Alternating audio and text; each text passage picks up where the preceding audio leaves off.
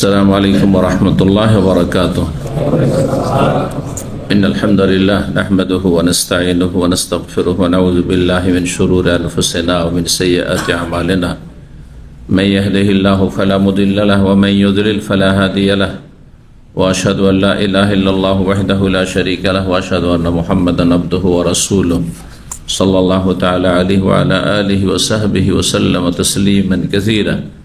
أما بعد فقد قال الإمام البخاري رحمه الله تعالى كتاب اللباس وباب قول الله تعالى قل من حرم زينة الله التي أخرج لعباده والطيبات من الرزق.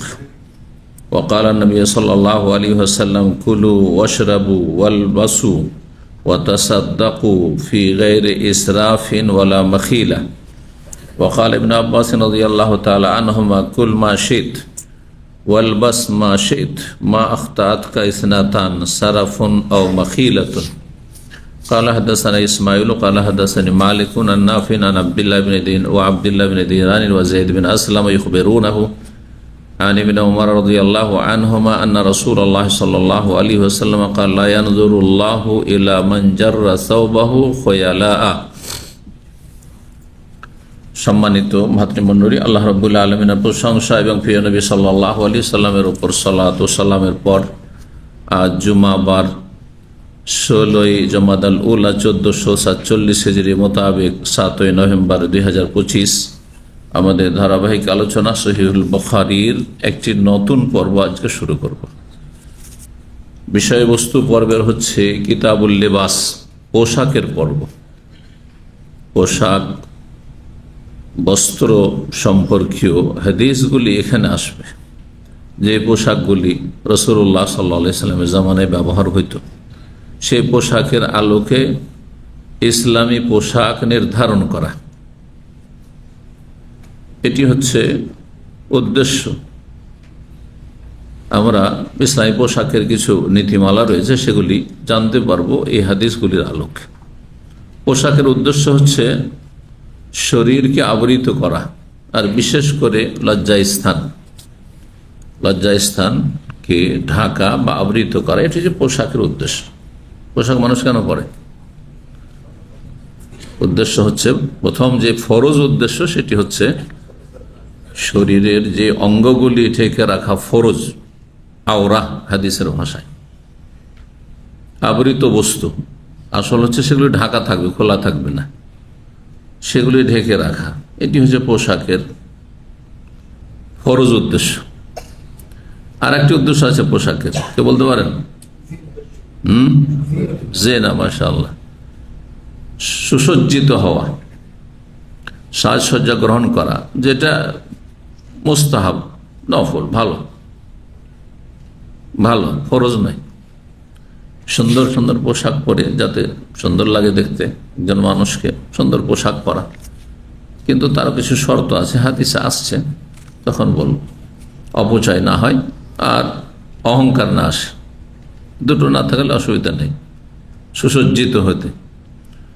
এই জন্য মানুষকে ছোট হোক আর বড় হোক, এটা শিশু, ছোট বাচ্চাও যদি হয়, যদি কাপড় পরিয়ে রাখেন তো দেখতে সুন্দর লাগে, হ্যাঁ।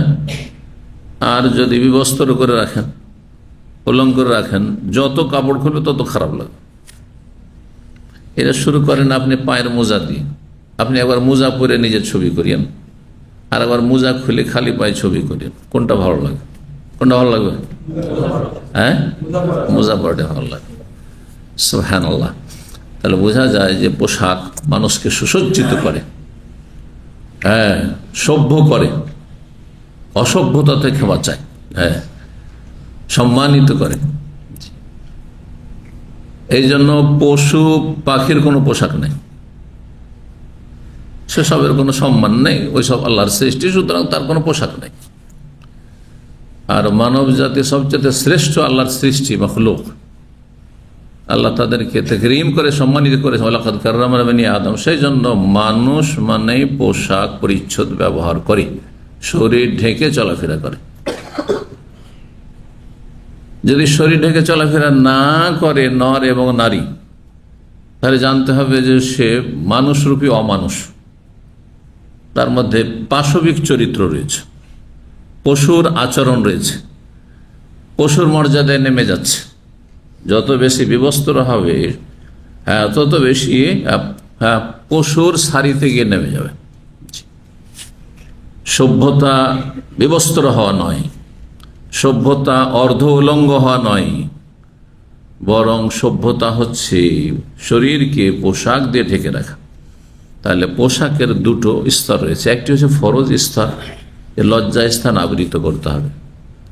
লজ্জা স্থান কতটা কে বলতে পারেন? পুরুষের আগে বলেন, একজন যে বলবেন। হ্যাঁ, নাভি থেকে শুরু করে হাঁটু পর্যন্ত, মানে নাভি সহ আর হাঁটু সহ। নাভিটা সামিল, নাভির নিচ থেকে নয়।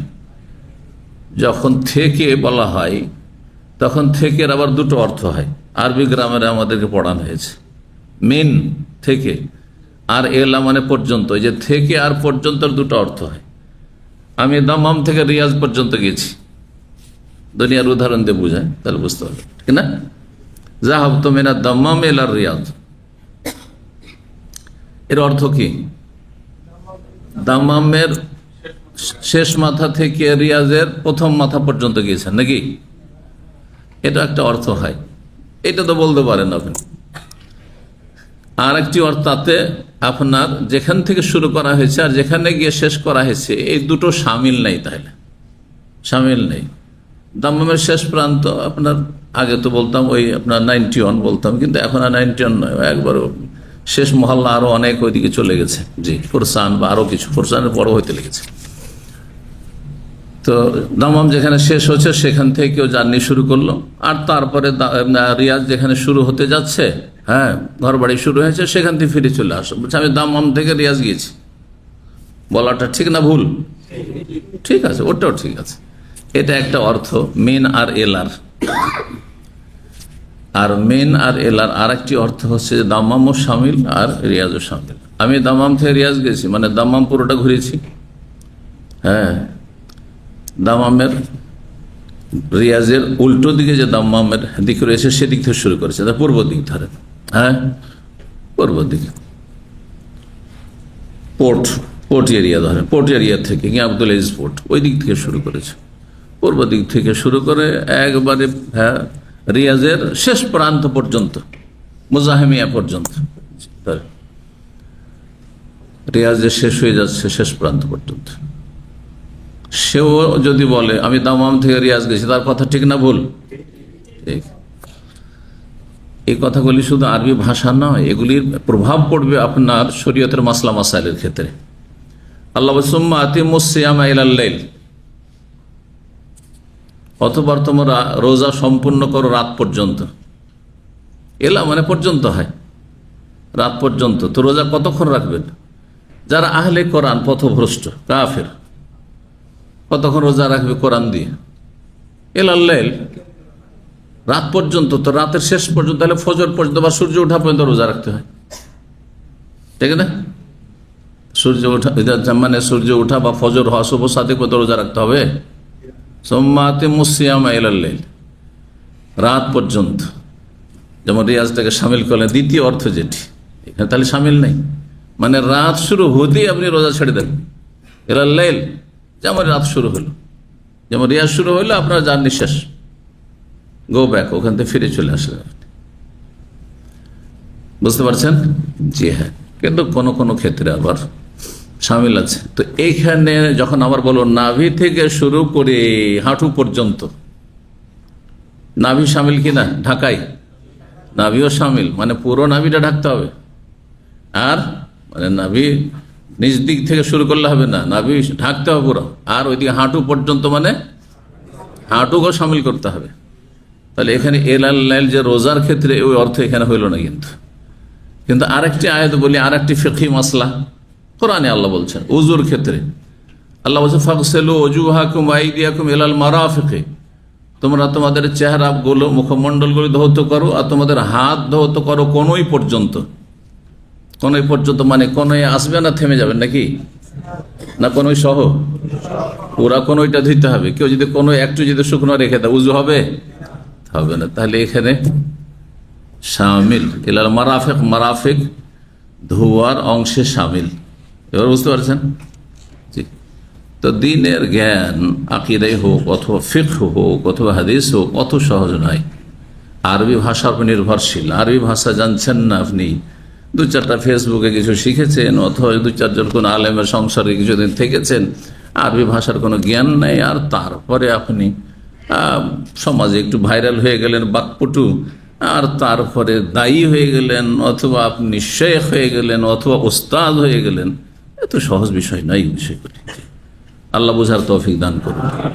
আপনি যেখানে পৌঁছেছেন সেখানে ক্ষান্ত হন, তার আগে নিজেকে বাড়াবেন না, না হলে আপনি ক্ষতিগ্রস্ত হবে দুনিয়া আখিরাতে। জি। তো আল্লাহ আমাদের ইলমে বরকত দান করুন। আশা করি বুঝতে পারছেন। তো পুরুষদের যে অংশটুকু শরীরে ঢাকা ফরজ, সেটা হচ্ছে নাভি থেকে শুরু করে, এটা হচ্ছে আওরাত। কিন্তু আওরাতকে ওলামারা দুই ভাগে ভাগ করেছেন। আওরাতে খফিফা, হালকা আবৃত অঙ্গ, ঢেকে রাখার অঙ্গ, আর একটা হচ্ছে গালিজা, মানে অকাট্যভাবে ঢেকে রাখার অঙ্গ। অকাট্যভাবে যে অঙ্গটুকু ঢেকে রাখতে হবে শরীরের, সেটি হচ্ছে সাওআতান কোরআনের ভাষায়। আদম আর হাওয়ার কেসাই, যখন আদম আর হাওয়া আলাইহিস সালামকে জান্নাতে বের করে দেওয়া হলো, তখন কি হয়ে গেল? বাদাত লাহুমা সাওআতুহুমা, তাদের শরীরের সেই অঙ্গগুলি যেগুলি দেখতে সাওআত, সু থেকে, সু মানে খারাপ, সে দেখতে খারাপ লাগে, গুপ্তাঙ্গ দেখতে খারাপ লাগে, নিতম্ব দেখতে খারাপ লাগে, এগুলো ঢেকে রাখা ফরজ। এগুলো ঢেকে রাখা ফরজ, একবারে ফরজ, ফরজ ফরজাইন, একমাত্র স্বামী স্ত্রীর বিষয়। নিজের বাবা মায়ের সামনে চলবে না, নিজের আপনার ছেলে মেয়েদের সামনেও চলবে না, ভাই বোনদের সামনে চলবে না। সাবালক হওয়ার পরে আর কি, বা সাবালক যখন হতে যাচ্ছে 10 বছর পরে আর কি, তার আগে পর্যন্ত জায়েজ আছে, তবে অনর্থ। তাহলে এইটা হচ্ছে অকাট্য ফরজ, আওরাতে গালিজা ঢেকে রাখা। আচ্ছা, আওরাতে খাফিফা ঢেকে রাখা গুরুত্বপূর্ণ, কিন্তু কার্যবশত প্রয়োজন বোধে খোলা যাবে। যেমন হাঁটুর উপরে কাপড় একটু উঠিয়ে, হ্যাঁ, যারা কৃষি কাজ করে, যারা মাঠে ঘাটে কাজ করে, আমাদের দেশের লুঙ্গি, সেটা রাখে না, রাখে না, অথবা কেউ প্যান্ট পরে আছে। এখানে এখন একটা পশ্চিমা সভ্যতা এসেছে, মনে করে যে প্যান্ট পরলে মনে হয় আমরা সব বৈজ্ঞানিক হয়ে যাবো। বুঝতে পেরেছেন? হাফ প্যান্ট পরলে বৈজ্ঞানিক হয়ে যাবো সব, আর হাফ প্যান্ট পরলে মানে সায়েন্স টেকনোলজিতে আমরা ইউরোপ আমেরিকার পশ্চিমাদের মতো এগিয়ে যাব। এটা পাশবিক চরিত্র, পশুর সারিতে নেমে যাওয়া, মোটেই জায়েজ নয় এটা। দেখেন, কার্যবশত আপনি আপনার ঘরে আপনার ছেলে মেয়েদের সামনে আপনি হাফ প্যান্ট পরেছেন বা রান খুলে আছেন, তেল মালিশ করছে আপনার স্ত্রী, আর আপনার রানটা কিছুটা খোলা আছে, এটা জায়েজ। কিন্তু সেটা কি রাস্তাঘাটে নাকি? একজন কৃষি কাজ করছে, সেই জন্য তার মাঠে ঘাটে সেখানে সেটা করছে, কিন্তু আপনি রাস্তাঘাটে চলাফেরা করছেন, সেখানে মহিলারা চলাফেরা করছে, সেখানে সম্ভ্রান্ত লোকেরা চলাফেরা করছে, মানুষের সমাগম, সেখানে হাফ প্যান্ট পরে ঘুরে বেড়াবেন, এটি হারাম। কি জন্য হারাম? এটি কাফের, ইহুদি, নাসারাদের গোলামি, সেই জন্য কাফের গোলামি হারাম। তাদের গোলামি করা, গোলামি করতে গিয়ে খারাপগুলো নিচ্ছেন, ভালোগুলো কেন নিচ্ছেন না? শেখ সালেহুল ফৌজান হাফিজাহুল্লাহ তাআলা, বর্তমানে সৌদি আরবের প্রধান মুফতি, জানেন তো? জি। বিগত মুফতির ইন্তেকালের পরে তিনি বলেছেন যে মুসলিমদের উচিত ছিল পশ্চিমাদের থেকে তারা কি করে উন্নতি করলো, তাদের উন্নতির রহস্যটা কি, এগুলি উদ্ঘাটন করে সেগুলির অনুসরণ করা, ভালো জিনিসগুলো অনুসরণ করা, প্রত্যেক জাতির ভালোটা নেন। আমি আমার ছেলে মেয়েদের তরবিয়তের ক্ষেত্রে বলি, কারণ আমরা বিভিন্ন জাতির সাথে মিশতে হয়, দেশে গেলে দেশের মানুষের সাথে মিশতে হয়, এখানে আরবদের সাথে মিশতে হয়, এখানে বিভিন্ন দেশের আপনার কালচার রয়েছে। আমি সবসময় তাগিদ করি, কারণ কিছু এমন কিছু যেটা অপ্রীতিকর, অপছন্দনীয় আমার কাছে শরীয়তের দৃষ্টিতে, আমি বলি না, সবটা সব জাতির নেওয়া যাবে না, সবটা সব জাতির নেওয়া চলবে না, না হলে খারাপ হয়ে যাবে। বাঙালি জাতির সবটাই নেওয়া যাবে না, আমাদের ট্রেডিশনে কিছু খারাপ আছে সেটা নেওয়া যাবে না, অবশ্যই ছাড়তে হবে। হ্যাঁ, উর্দু ভাষীদের কিছু খারাপ আছে সেটা নেওয়া যাবে না, পাকিস্তানিদের কিছু খারাপ আছে সেটা নেওয়া যাবে না, মেসরিদের কিছু খারাপ আছে সেটা নেওয়া যাবে না, আরবদের কিছু আছে সেটা নেওয়া যাবে না। ওদের মতো আমাদেরকে হইতে হবে না, এই ধারণা ভুল। প্রত্যেক জাতির ভালোটা নেব। আমাদের পশ্চিমারা যারা উন্নতি করেছে, হ্যাঁ, অস্ত্র তৈরি করেছে তারা, হ্যাঁ, এরোপ্লেন তৈরি করেছে তারা, সমস্ত সায়েন্স টেকনোলজি সব তাদের হাতে, পৃথিবীর মিডিয়া তাদের হাতে, তারা কি করে হ্যাঁ এসব করতে পারলা? তাদের এইগুলো ক্ষেত্রে অনুসরণ করেন যে আপনি দুনিয়াতে মানুষকে উপকৃত করতে পারেন, মানুষের উপকার করতে পারেন, কাজে আসতে পারবেন আপনি। আর এতে সৎ নিয়ত থাকে তো আল্লাহ সন্তুষ্টিও পাবেন। আর সবচেয়ে বড় গুরুত্বপূর্ণ বিষয়, আল্লাহ সন্তুষ্টি সবচেয়ে বড়, তার সাথে আর একটি বড় জিনিস, সেটা হচ্ছে যে আপনি মুসলিম জাতিকে শক্তিশালী করতে পারবেন। আপনি ওদের মতো যদি উন্নতি করতে পারেন, আর সেটা ইসলামের স্বার্থে, মুসলিম স্বার্থে, মুসলিম দেশের স্বার্থে ব্যবহার হয়, তাহলে আপনি ইসলাম এবং মুসলিমকে শক্তিশালী করলেন। আপনি আজ কত দুর্বল মুসলিমরা, তাদের হাতে কিছু না থাকে। তো সেই ক্ষেত্রে অনুকরণ না করে, তাদের মতো লেখাপড়া না করে, তাদের মতো ত্যাগ স্বীকার না করে, তাদের মতো কষ্ট মেহনত না করে, হ্যাঁ, তাদের নোংরামিগুলো নিতে শুরু করেছে। যার কারণে আরো বেশি অধঃপতন, আর কোথায় গিয়ে অধঃপতন থামবে আল্লাহ ভালো জানেন। আল্লাহ রাব্বুল আলামিন জাতিকে হেদায়েত দান করুন। কথাটি সবসময় মনে রাখবেন যে প্রত্যেক জাতির ভালোটা নিয়ে নেবেন, এটা আপনার জ্ঞানী হওয়ার পরিচয়। তাহলে আপনি উপরে উঠে যেতে পারবেন, উন্নতি করতে পারবেন। আল্লাহ তৌফিক দান করুন। পুরুষের শরীরের আওরত মানে ঢেকে রাখার অংশ বলা হলো, তাই না? কিন্তু সেটাকে দুই ভাগে ভাগ করা হলো। প্রয়োজনে আপনি হাঁটুর উপরে কাপড় উঠাইতে পারবেন। হ্যাঁ, নবী সাল্লাল্লাহু আলাইহি সাল্লাম হাঁটুর উপরে কাপড়, রান খুলে আছেন, হাঁটুর উপরে কাপড় উঠিয়ে আছেন।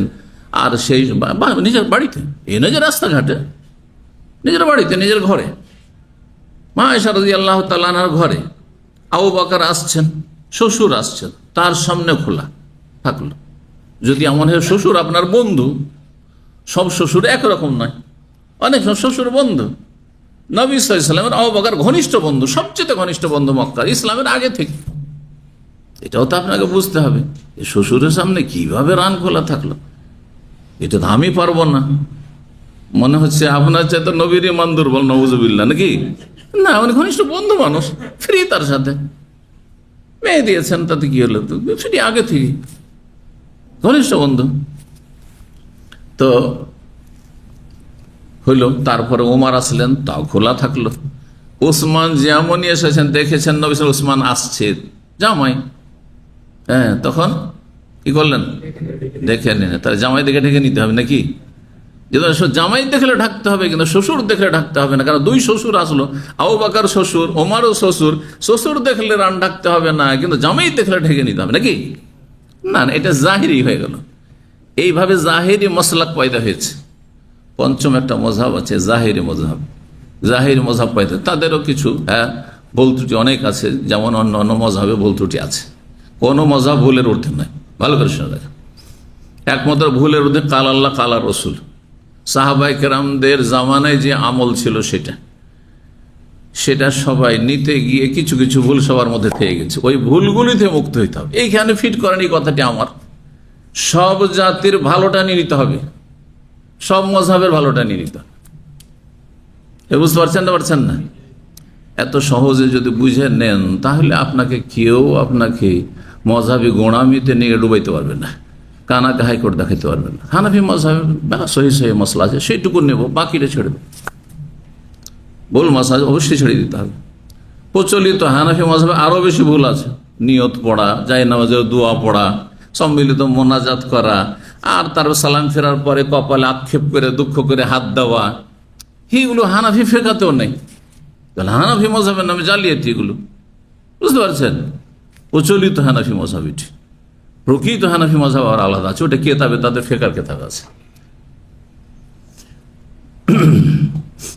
তাতেও ইজতিহাদে যেসব ভুল আছে সেগুলি ছেড়ে দিলে খাঁটিটা পেয়ে যাবেন। যেমন আরব দেশে এসে অনেক ভালো কিছু আমরা শিখেছি, আরবদের এটা আমরা নিয়ে যাব, আরবদের সংস্কৃতি, জি, যেগুলি গণাবার সময় নেই হয়তো। আমাদের বাঙালি সমাজে বেশ কিছু ভালো দিক আছে, সে ভালোটা রাখবো, খারাপগুলো মাইনাস করে দেবো, আউট। বুঝতে পারছেন? এইভাবে যে কোনো জাতির কাছে ভালোটা পাবো। যখন সারা দুনিয়া ঘুরে, প্রত্যেক জাতির কাছে কিছু ভালো আছে। মুসলিম অফিসারের সামনে গেল এয়ারপোর্টে, মুখ ভার করে একবারে দাম্ভিকতার সাথে যেন কথা বলে, এটা নেব না। কিন্তু আমার মুসলিম দেশে, পশ্চিমা দেশে আমার বাগে এমন কিছু আছে, লিকুইড একটু, ওই লিকুইডের সামনে একটু রাখতে দেবেন, আতর, সেটাও একটা তারা আপনার প্যাকেটিং করে দেবে, প্যাকেটিং করে দেবে। খুঁজে পাই না ছোট্ট একটা আতর। হ্যাঁ, তো ও আমাকে দেখে বুঝতে পারছে যে হয়তো আমি মাইন্ড করছি নাকি, তো আমাকে ও আশ্বস্ত করছে যে না, আসলে একটা কিছু আছে, এটা আমাদের দায়িত্ব। হ্যাঁ, তো আপনি মাইন্ড করবেন না। আমি বললাম যে না, এটা তো আপনাদের কাজ, আপনাদের ডিউটি করেন। বের করে সুন্দর করে প্যাকেট, নয় যে আপনার ছড়িয়ে ছিটিয়ে ফেলে রেখে দিল, যে আমার সাথে এরকমও হয়েছে এমন। হ্যাঁ হ্যাঁ, মুসলিম অফিসাররা করেছে, ছড়িয়ে ছিটিয়ে ফেলে দিল, এখন বাঁধো। হ্যাঁ, ছাত্র জীবনে বা তারপরে হয়েছে আর কি। কিন্তু সেখানে আবার নিজে প্যাকেটিং করে সুন্দর করে আবার চেন লাগিয়ে দিল হ্যান্ডব্যাগের। তারপরে হাসি মুখে কথা, বিদায়ের সময় একটা হাসি মুখে। তো কাফেরদেরও ভালো কিছু আমরা নিতে পারি, কোনো দোষ নেই। আমরা কাফেরদের এটা দেখে নিচ্ছি, কিন্তু তাদের থেকে নিচ্ছি না, তার আগে রাসূলুল্লাহ থেকে নিচ্ছি, তার আগে সাহাবায়ে কেরামদের আমল থেকে নিচ্ছি। রাসূলুল্লাহ সাল্লাল্লাহু আলাইহি ওয়াসাল্লামের কত হাদিস রয়েছে মুচকি হাসি দিয়ে কথা বলা সম্পর্কে। তাবাসসুমুকা ফি ওয়াজহি আখিকা লাকা সাদাকা, মুচকি হাসি দিয়ে তোমার ভাইয়ের সাথে, মানুষের সাথে কথা বলা সাদকার সওয়াব।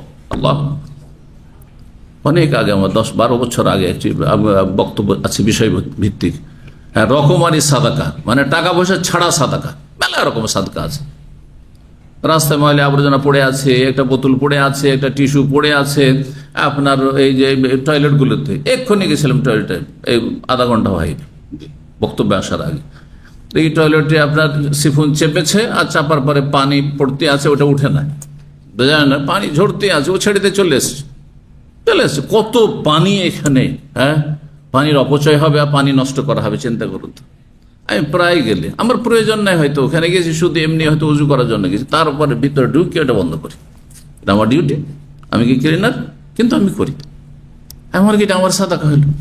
এটা আমার সাদাকা, সওয়াব এ নিয়ত। আমি যখন বক্তব্য শেষ করে যাই, অনেক সময় ক্লিনারগুলো তাদের টাইম হয়ে 10টা পার হয়ে গেছে, চলে গেছে হয়তো, দেখি যে আপনার সিঁড়ির লাইটগুলি সব জ্বলতে আছে, গ্যালারির লাইটগুলো সব জ্বলতে আছে, এক একটা করে বন্ধ করি। বাথরুমের লাইটও বন্ধ করে যায়, কারণ আমি জানি যে আমার যদি বাসা হইতো তো আমি অতিরিক্ত লাইট জ্বালিয়ে রাখতাম, শুধু একটি লাইট যেটা জরুরি সেটা রাখি আমি। তা আমার বাড়ির জন্য, আমার বাসার জন্য যেটা করি সেটা আমি করব, আমার অফিসের জন্য। আমার মালিকদেরকে দেখাইতে হবে, আমার দায়িত্বশীলকে দেখাইতে হবে, তাকে শোনাইতে হবে না যে রব দেখছেন, রব মানুষের অন্তরে ভালোবাসা দেবেন, রব আমার রিজিকের হেফাজত করবেন। কেন মানুষকে বলে বাড়াবো? কিছু লোকের স্বভাব আছে, কোন একটা কিছু করলে কিন্তু এটা হাইলাইট, জানলো না ওরা, তো আমার বলে ফায়দাটা কি হলো? তাহলে আপনি তো দুনিয়ার জন্য করছেন, আপনি তো, আমি তো দুনিয়ার জন্য করি না।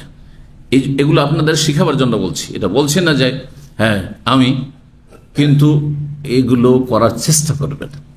এতে হচ্ছে কি সাদাকা, কোনো খরচ না, কোনো বেশি মেহনত না। আর মেহনতও যদি হয়তো অসুবিধা নেই, অসুবিধা কি? অন্যের কষ্টকে হালকা করলেন আপনি, ক্লিনারের বোঝাকে হালকা করলেন একটু, হ্যাঁ, নিজে হ্যাঁ, আপনার অতিরিক্ত উচ্ছিষ্ট বস্তুগুলি আপনি ফেলার জায়গাতে ফেলে দিলেন, তাহলে এই যে ক্লিনারের বোঝাটা হালকা হয়ে গেল। কথা লম্বা হয়ে যাচ্ছে, তাই না? হ্যাঁ, কি বলছিলাম? আসল বিষয় ফিরে চলে আসি, সেটা হচ্ছে নর এবং নারীর আওরাত, মানে শরীরে ঢেকে রাখার অঙ্গ। তো পুরুষের তো হয়ে গেল, তাই না? আর বাকিটা গেঞ্জি গায়ে দেওয়া ভালো, খালি গায়ে কেমন থাকবে না, গেঞ্জি গায়ে থাকবে। বিশেষ করে যেখানে খালি গায়ে থাকা, গেঞ্জি ছাড়া থাকাটা, হ্যাঁ, সভ্যতা মনে করা হয় না, হ্যাঁ, খারাপ দৃষ্টিতে দেখা হয়। আরব দেশে অনেকেই থাকেন, আমাদের বাংলা ভাষাভাষীরা, ওদের রুমে ঢুকবেন যে খালি গায়ে পাকশাক করছে, গেঞ্জিটাও নাই গায়ে, না। আরব দেশে একটা ছোট বাচ্চা 1 মাসের বাচ্চাও দেখেছেন যে খালি গায়ে, দেখাতে পারবেন? লক্ষণই কিন্তু হয়তো অনেকে খেয়াল করেন। 1 মাসের বাচ্চা, আমি তো আরবদের বাসাতে গিয়েছি, কখনো আপনি 1 মাস 2 মাসের বাচ্চাও আপনি দেখবেন না যে খালি গায়ে আছে, গেঞ্জি প্যান্ট নেই, শরীর ঢাকা নেই। কিন্তু আমাদের দেশে 7 বছর 8 বছর পর্যন্ত রাস্তাঘাটে গ্রামে গঞ্জে ন্যাংটা হয়ে ঘোরাফেরা করছে, কোনো আইব না, কোনো দর্শনীয় না। আর তারপরে 50-60 বছরের মানুষ গ্রামের এই মাথা থেকে ওই মাথা, হ্যাঁ, এটা লুঙ্গি পরেই চলাফেরা করছে, তাই না? গেঞ্জিও নেই হয়তো, খালি গায়ে। কারণ এটাকে কোনো রকম খারাপ কিছু মনে করা হয় না, মানুষের অভ্যাস হয়ে গেছে দেখে। জি, বিশেষ করে উর্ফ এটিকে বলা হয়, যেখানে যেমন অবস্থা সেখানে সেইভাবে চলার চেষ্টা করবেন। কিন্তু ফরজ নয় যে আপনাকে গেঞ্জি গায়ে দিতে হবে, ফরজ নয়। জি,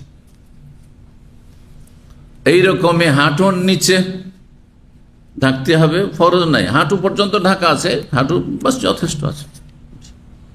বরং কাপড় যত উঠানো থাকবে, নিষ্ফুস শাক যদি থাকে, আপনার যে পায়ের নলা আছে, নলার অর্ধাঅর্ধিতে থাকে, তো এর বেশি উত্তম।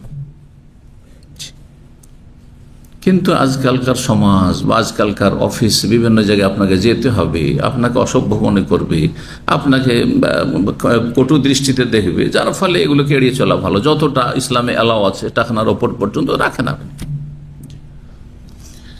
বেশি কাপড় উঠালে আবার অসৎ লোকদের গায়ের জ্বালা, কিন্তু জানেন কিনা আপনারা?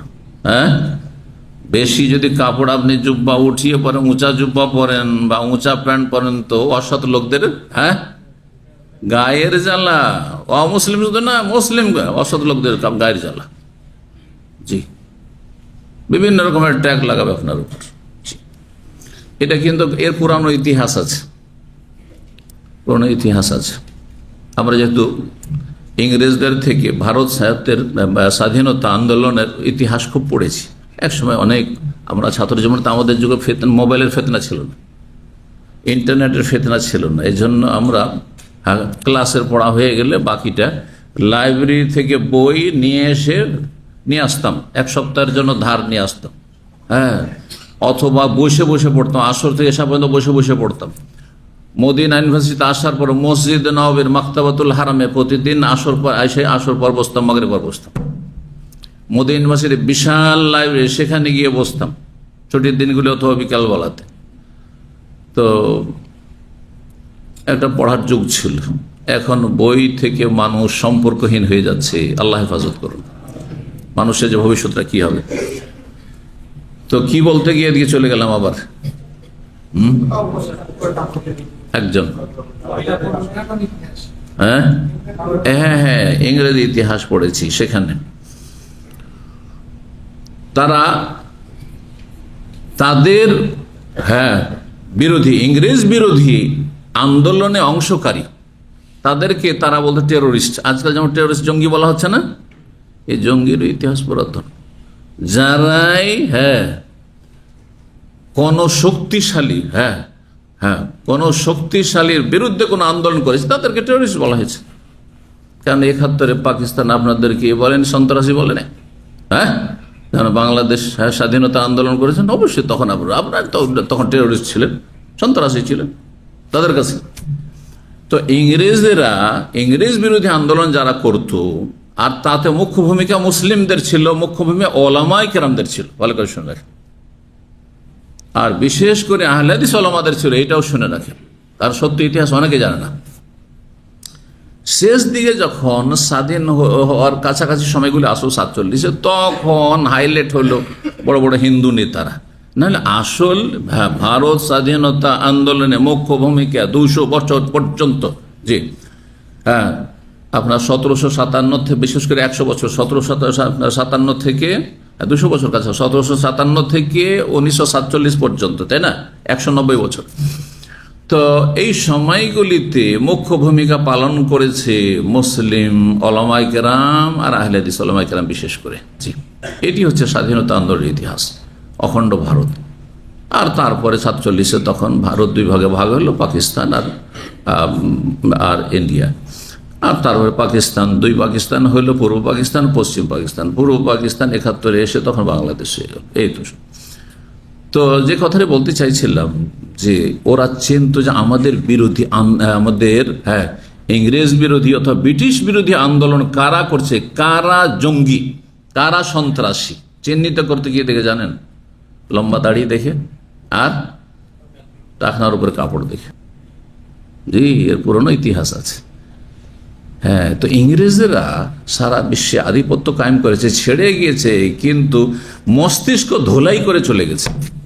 এখন পর্যন্ত যে কোনো অফিসে যান, যদি লম্বা দাড়ি হয় গায়ের জ্বালা, আর যদি আপনার টাকনার উপরে কাপড় হয় তাহলে ক্রিটিসাইজ, গায়ের জ্বালা। পুরাতন ইতিহাস এগুলি। তো যাই হোক, এসব আলোচনা সাধারণত আমি করি নাই, কিন্তু কথা প্রসঙ্গে আলোচনা হয়ে গেল। তো মহিলাদের ঢেকে রাখার অঙ্গ কতটুকু কে বলবে? যে বলবে হাত তুলবে। মাথা থেকে পা পর্যন্ত, মাথা থেকে পা পর্যন্ত। আল মারাতু কুল্লুহা আওরাতুন, নবী সাল্লাল্লাহু আলাইহি ওয়াসাল্লাম হাদিস। নারী জাতি পুরোটাই হচ্ছে আওরত, ঢেকে রাখার বস্তু। সুতরাং বাইরে গেলে যেখানে গায়ের মাহরাম, নন মাহরাম পুরুষদের সামনাসামনি হতে পারে, সেখানে পুরো শরীর ঢাকা রাখবে, পুরো শরীর মাথা থেকে পা পর্যন্ত ঢাকা থাকবে। চেহারা আর হাত এই আপনার কবজি পর্যন্ত আর টাকানা পর্যন্ত, এই তিনটেতে ইখতিলাফ রয়েছে ফুকাহাদের, কিন্তু এই ক্ষেত্রেও সঠিক হচ্ছে যে চেহারা অবশ্যই ঢাকা থাকবে। কাজের তাগিদে যদি হাত খুলতে হয় তাহলে জায়েজ, কিন্তু হাতে যেন অলংকার প্রকাশ না পায়, চুড়ি পরে আছে তো ঘড়ি পরে আছে, আরো কিছু পরে আছে আর বাজার হচ্ছে, এমন না হয়, ফিতনার কারণ না হয়। আর পাও ঢেকে রাখবে যথাসাধ্য, কিন্তু পায়ের ক্ষেত্র ওই রকম আপনার কঠোরতা নেই যতটা কঠোর আবশ্যকতা রয়েছে চেহারার ক্ষেত্রে। কারণ আসল চেহারা কিসে রয়েছে, আসল ফিতনা কিসে রয়েছে? চেহারাতে রয়েছে। চেহারার পর্দা করাও জরুরি, যদিও বিষয়টিতে ইখতিলাফ রয়েছে। কিছু সালাফি উলামা আলবানীর মতো তারা মুস্তাহাব বলেছেন, কিন্তু অধিকাংশ সালাফি উলামা বলছেন না, এটি ওয়াজিব। এই জন্য চেষ্টা করবেন আস্তে ধীরে যাতে করে চেহারা ঢাকে। মেয়েরা সাবালিক হলে বা একেবারে বয়সিকা হয়ে গেলে, 60-এর উপরে চলে গেছে, তখন আবার কিছুটা ছাড় আছে। যেমন কোরআনে কারিমে সূরা নূরে আল্লাহ রাব্বুল ইরশাদ করেছেন, ওয়াল কওয়াইদু মিনান নিসা, আল্লাহ বর্ণনা করেছেন তাদের কথা। কিন্তু গায়রা মুতাবাররিজাতি বিজিনা, আবার 60-70 বছর মহিলাও যদি আবার মেকআপ করে থাকে, তখন আল্লাহ বলছে জায়েজ নাই। জি, স্বাভাবিক অবস্থায় থাকে। জি, তো নারীদের তাহলে আওরাতের কথা হয়ে গেল। আর মাহরামদের সামনে, সাবালক ছেলেদের সামনে, ভাইদের সামনে স্বাভাবিক যতটা খোলা থাকে, সেটা আপনার হাত এতটা পর্যন্ত হাত খোলা থাকবে, আপনার কোনই পর্যন্ত। আর মাথা খোলা রাখতে পারে, চেহারা খোলা রাখবে, গলা পর্যন্ত খোলা রাখবে, কিন্তু আপনার বক্ষ খোলা থাকবে না, পিঠ খোলা থাকবে না। আর তারপরে আপনার হাঁটুর নিচ, হাঁটু পর্যন্ত ঢাকা থাকতে হবে, নিজের সাবালক ছেলেদের সামনেও, ভাইদের সামনেও, বাবার সামনেও। ঠিক, আল্লাহ তাআলা আলাম। তো লেবাস, পোশাক সম্পর্কে যেহেতু আলোচনা চলছিল, লেবাসের সাথে আপনার হিজাবের কথাও হয়ে গেল। ইসলামে বিশেষ কোন সুন্নতি লেবাস নেই, যেটা আমাদের দেশের বেদাতি আলেম সমাজ মানুষকে ভুল বুঝিয়ে রেখেছে। সুন্নতি লেবাস মানে পাঞ্জাবি টুপি, সুন্নতি লেবাস মানে জুব্বা আর টুপি বা রুমাল, এগুলো ভুল কথা। এই যে লেবাসের উপর আমার বিষয়ভিত্তিক আলোচনা আছে, এটা শুনে নেবেন। ইসলামী পোশাক হওয়ার জন্য 8টি শর্ত রয়েছে, ওই 8টা শর্ত ঠিক থাকতে হবে। সেগুলিতে আজকে যাব না, না হলে হাদিসে পড়া হবে না। তো সেগুলি মনে রাখতে হবে। ইসলামী পোশাক মানে আমাকে জুব্বা পরতে হবে তাও জরুরি না, শার্ট পরেও ইসলামী পোশাক হইতে পারে, ঢিলা ঢালা গেঞ্জি পরে ইসলামী পোশাক। এই ইসলামী পোশাক মানে আমরা সাদা রঙের হইতে হবে, তাহলে ইসলামী পোশাক এমন না, কিন্তু সাদা পরা উত্তম। পুরুষদের জন্য সাদা উত্তম, মহিলাদের জন্য নয়, যাতে করে পুরুষদের সাথে মহিলাদের সদৃশ্যতা না হয়।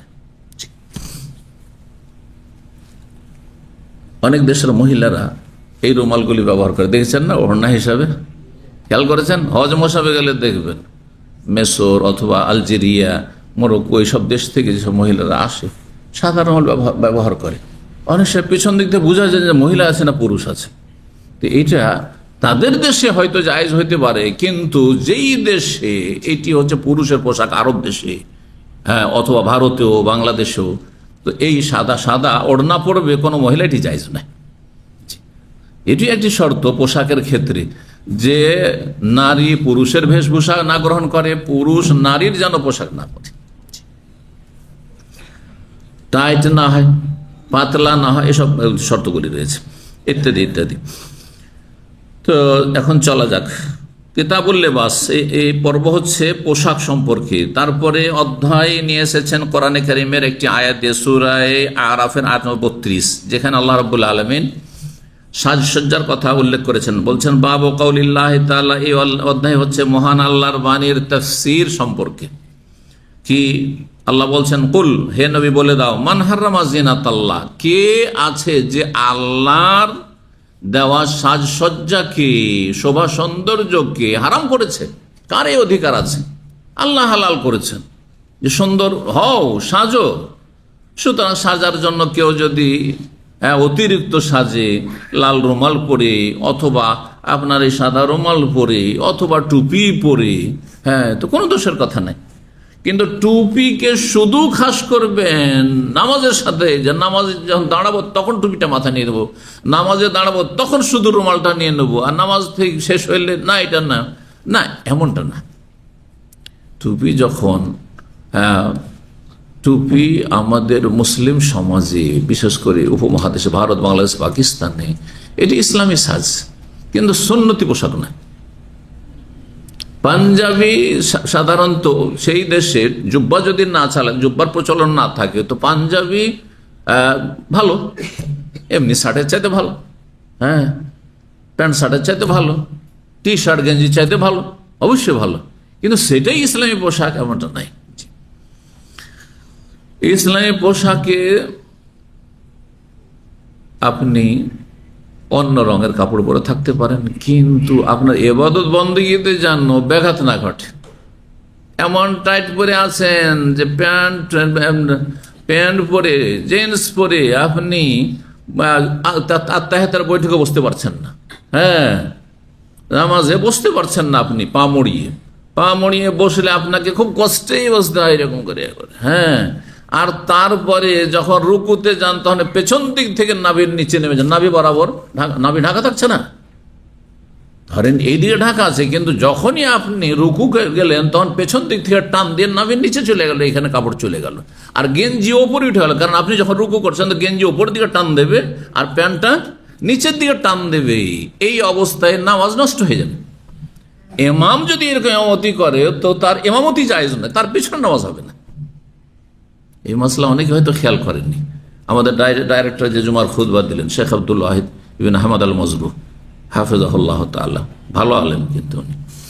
তো দামাম ইউনিভার্সিটি এখন দ্বিতীয় ব্যক্তি, ভাইস চ্যান্সেলর পড়ে, তো উনি বর্তমান মানে দায়িত্ব ভারপ্রাপ্ত ভাইস চ্যান্সেলর বেশি।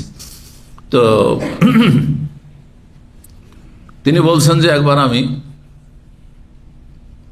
বিমানবন্দর, এয়ারপোর্টে নামাজ পড়ছি, একজন নামাজ শুরু করেছে, সে ওই রকমই একটা গেঞ্জি আর একটা জিন্স প্যান্ট পরে, আর যেমনই রুকুতে গিয়েছে, নামাজে ঢুকেছেন, নামাজ পড়ার জন্য ঢুকেছেন তিনি, রুকুতে গিয়েছে ইমাম, আর তার পিছনে কয়েকজন লোক নামাজ পড়ছে ইক্তেদা করে, মুক্তাদি হয়ে। তো দেখা যাচ্ছে যে গেঞ্জি ওপর দিয়ে টান দিয়েছে, আর প্যান্টটা নিচে দিয়ে টান দিয়েছে, আর ওই যে নাভের নিচে জায়গাটু এটুকু খুলে গেছে। তখন উনি তো একজন ফকিহ মানুষ, ফিকহের উপর লেখাপড়া করেছেন, তো উনি তখন পর্যন্ত তিনি নামাজে লাগেননি। এই দৃশ্য দেখে আর নামাজে না লেগে শুধু চলে এলেন এটা নয়, তিনি বললেন যে হে মুক্তাদিরা, আপনারা যার পিছনে নামাজ পড়ছেন তার নামাজ হবে না, কারণ তার আওরত খোলা আছে, হ্যাঁ, ফাইন আওরাত মাকশুফা, হ্যাঁ, গেঞ্জি ওপর দিকে টান দিয়েছে, তার প্যান্ট নিচে দিয়ে টান দিয়েছে, তার আওরাত আবৃত স্থান খোলা আছে, তার নামাজ হয় না, সুতরাং তোমাদের নামাজ হবে না। এ কথা বলে তিনি যখন আমাদের সাথে ফ্রি থাকতেন, রসিকতা করে বলছে, সেখান থেকে তাড়াতাড়ি দিলাম টান, কি জানি ইমাম এসে আবার ধাওয়া না করে। বুঝতে পারছেন? তো সতর্ক সাবধান, যারা এইসব টাইট ফাইট প্যান্ট পরছেন সালাতের ক্ষেত্রে সতর্ক সাবধান। জি, আল্লাহ রাব্বুল বলছেন যে কে আছে যে হারাম করেছে আল্লাহর দেওয়া জিনতকে, শোভা সৌন্দর্যকে, অর্থাৎ সৌন্দর্য অবলম্বন করা, সুসজ্জিত হওয়া পোশাকে, এটি ভালো, হারাম নয়। আল্লাতী আখরাজা লিইবাদিহি, যা আল্লাহ রাব্বুল আলামিন তার বান্দাদের জন্য নিয়ে এসেছেন, মানে সৃষ্টি করেছেন। আল্লাহর সৃষ্টি সবকিছু, আল্লাহ ছাড়া সবই আল্লাহর সৃষ্টি। আল্লাহ খালেক, বাকি সমস্ত কিছু মাখলুক। সূরা আরাফ আয়াত নম্বর 32। কাল নবী সাল্লাল্লাহু আলাইহি নবী সাল্লাল্লাহু বলেন, কুলু ওয়াশরাবু, তোমরা পানাহার করো, খাও এবং পান করো, ওয়ালবাসু, এবং পোশাক পরিধান করো। ওয়ালবাসু পড়বেন, ওয়ালবেসু না। আরবি গ্রামার দেখেন, ওয়ালবাসু বায়ে ফাতা দিলে লেবাসের অর্থ পোশাক পরা হয়, আর ওয়ালবেসু মানে একাকার করে দেওয়া হয়। আল্লাযীনা আমানু ওয়া লাম ইয়ালবিসু ঈমানাহুম বিযুলমিন। কেউ হাফেজ আছে এখানে? মুখস্থ আছে এই আয়াত? আল্লাযীনা আমানু, যারা ঈমানদার, ওয়া লাম ইয়ালবিসু ঈমানাহুম বিযুলমিন, তাদের ঈমানের সাথে জুলমের মিক্সচার ঘটালো না, সংমিশ্রণ করলো না। ইয়ালবিসু, কিন্তু ইয়ালবাসু যদি এটা পড়ে দেয় কোরআনের আয়াতকে, তাহলে কি ওয়া লাম ইয়ালবাসু ঈমানাহুম বিযুলমিন, তাহলে তাদের ঈমানকে পোশাক পরাইলো না। লাবেসা আর লাবাসা, লাবাসা এলবেসো যারা বায়াজরেব মানে ইখতিলাত, মিক্সিং, আর লাবেসা ইয়ালবাসো সামে আসমা মানে হচ্ছে পোশাক পরা, পোশাক পরিধান করা, লেবাস। তো ওয়ালবাসু পড়তে হবে এটিকে। তোমরা পোশাক পরিচ্ছদ ব্যবহার করো বা পরিধান করো, ওয়াতাসাদ্দাকু, দান সাদকাও করো, ফি গায়রি ইসরাফিন, কিন্তু অপচয় করে নয়, অপচয় অপব্যয় না হয়, অতিরিক্ত না হয়। ওয়ালা মাখিলাতিন, আর কোনো অহংকার করে নয়। পোশাক এমন দামি দামি পোশাক পরলেন যে তাতে ভিতরে অহংকার চলে আসে, আমার মতো দামি পোশাক পরে না, আমার মতো দামি জুতা কারো কাছে নেই, তখন হারাম হয়ে যায়। আর এসরা অপচয় না হয়। বেতন আপনার 2000 রিয়াল, আর 500 রিয়ালের শুধু আপনার আজকাল কি জুতা বলছে এগুলোকে, হ্যাঁ স্কেচ নাকি, হ্যাঁ আচ্ছা, এসব নাম আর মুখস্থ করে লাভ নেই, এখানে কোরআন হাদিস মুখস্থ করে ওইটাই ভালো। হ্যাঁ, দুনিয়া আর কত মুখস্থ করবো। তো যাই হোক, এই এত দামি, বা আপনি চামড়ারি জুতা নিন, এত দামি জুতা, ব্র্যান্ডের, আপনি ব্র্যান্ড ছাড়া আপনি ব্যবহার করবেন না। অনেকেই বলে আমি ব্র্যান্ড ছাড়া অন্য কিছু ইউজ করি না। না, এগুলি ইসরাফ, অপচয় আপনার জন্য, অপচয় না, মোটেই না। অনেক পয়সাওয়ালা আছেন, তারা কিছুটা আমাদের চাইতে আপনাদের চাইতে বেশি করতে পারে, কিন্তু সেটা আবার সীমানা ছড়িয়ে যায়। এদিকে গরিব দুঃখীর খোঁজ খবর নেওয়ার তৌফিক হচ্ছে না, নসিব হচ্ছে না, হতভাগা।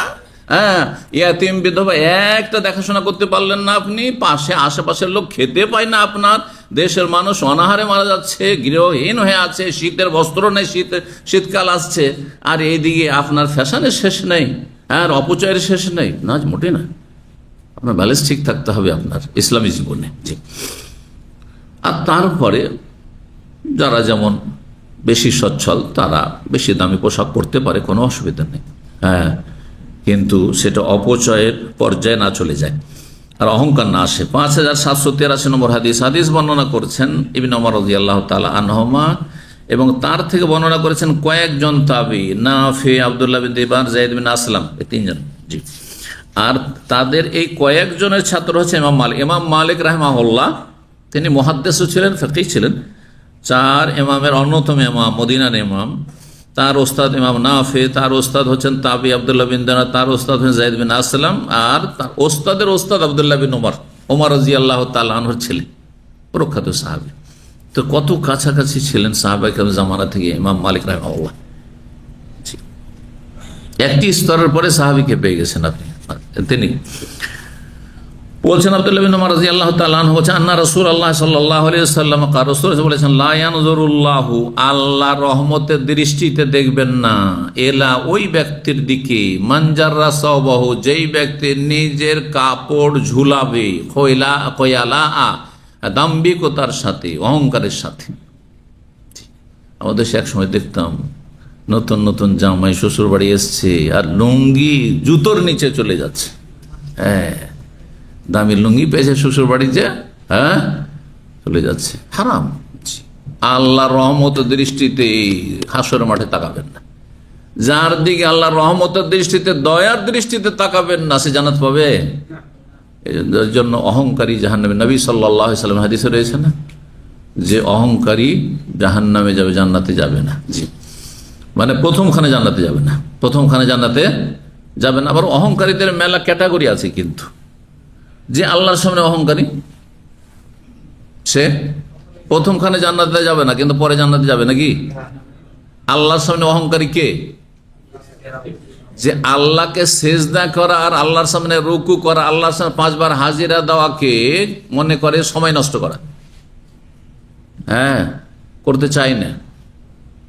অনেক আছে মুসলিম সমাজে মুনাফিকেরা, নাস্তিক, যারা মনে করে যে এগুলো কাজ মোল্লার কাজ, মোল্লার দৌড় মসজিদ।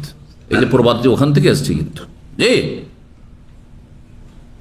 সে যতই আমাদের সাথে নমনীয় হোক না কেন, সমাজের সাথে বিনয়ী হোক না কেন, দেশবাসীর সাথে, ভক্তদের সাথে, তার অনুসারী, তার পার্টির লোকের সাথে যত দেশ দরদি হোক না কেন আর জনগণ দরদি হোক না কেন, কিন্তু আল্লাহর সামনে সে যেহেতু দাম্ভিক, অহংকারী, যে আল্লাহকে সিজদা করার তার প্রয়োজন নেই, সে কাফের, চিরস্থায়ী জাহান্নামী এই দাম্ভিক।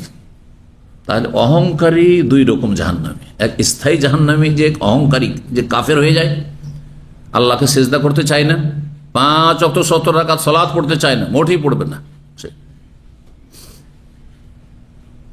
সে এমন অহংকারী, কারণের মতো অহংকারী, সে ফেরাউনের মতো অহংকারী, সুতরাং কোনোদিন জান্নাত যাবে না। ভালো করে শুনবে। আর যে মানুষের রসুলের সামনে যদি কেউ অহংকারী হয়, ওকে রাসূলুল্লাহ সাল্লাল্লাহু আলাইহি ওয়াসাল্লাম সুন্নাতের কথা বলছেন, ও বলছেন না আমি সুন্নাত জানি না, আমার বুজুর্গানের দিন আমার পীর সাহেব যা বলেছে সেটা, সে জান্নাতে যাবে? কখনো জানা যাবে না, সেও কাফের, সেও কাফের। ভালো করে শুনে। কিন্তু আমার সামনে কেউ যদি অহংকার করে, আপনার সামনে কেউ অহংকার করে, তো কাবিরা গুনাহ, কিন্তু সেটা ফাসিকি, কুফরির পর্যায়ে পৌঁছে না। আল্লাহ এবং রসুলের সামনে, কোরআন এবং হাদিসের দলিল প্রমাণের সামনে, ইসলামের হুকুম আহকাম বিধিবিধানের সামনে কেউ যদি অহংকার করে, আমি করবো না। আমাদের দেশে এরকম লোক অনেক আছে, যারা ঠাট্টা মস্করা করে বলে যে আমার কি খাবারের অভাব আছে, আমি রোজা রাখবো? শুনেছি এরকম লোক গ্রামে গঞ্জে, আমার খাবারের অভাব আছে, তোদের অভাব আছে, তোরা রোজা রাখ। কত বড় অহংকারী! তাহলে জান্নাতে যাবে? কখনো যাবে, যদিও নামাজি হয়, জান্নাতে যাবে না। কারণ সে রোজা রাখতে অহংকার প্রদর্শন করল। অনেক সময় আপনি হয়তো রসিকতার ছলে বলছেন, কিন্তু বড় কুফরি। এই জন্য দিন নিয়ে ইস্তেহজা, সূরা তওবাতে আয়াত রয়েছে, দিনের মাসলা মাসাইল নিয়ে ঠাট্টা করা কুফরি।